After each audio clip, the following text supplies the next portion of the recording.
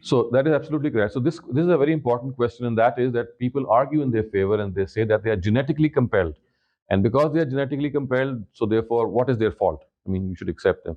So my take on this is that whether a person is genetically compelled or not, if there's something which is inappropriate, then that has to be checked. For example, let us turn to another aspect, and that is what about extramarital relations?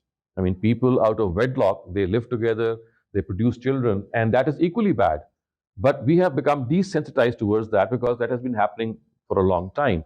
So if a person is allowed to live like a person who can have out of wedlock relations with anyone, and he says that I'm compulsive, I just cannot contain myself with one person and I have to go to all so many things, what will you do to such a person?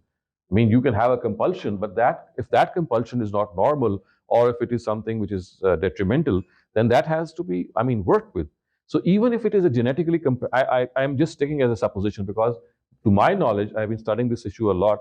There is still a lot of debate whether it is genetically compelled or not, and the majority of scientists, even in the West, they believe that it is not genetically compelled. It's an acquired situation. It's like getting distorted.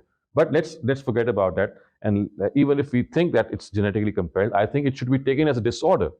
And just as people who are, for example, kleptomaniacs, who are compulsive people who would like to steal things, or people who are necrophiles, there are all sorts of people who are, or pedophiles. So there are so many things that happen. So if there is some abnormality with you, you just cannot justify that abnormality by saying that because I have that compulsion, so therefore I would allow that.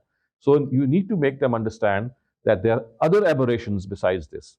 So if they are naturally found in a person, that then all that you need to understand is that that is a big test that that person is passing through, and he has to take it as a challenge and try to come out of it and not make it an excuse.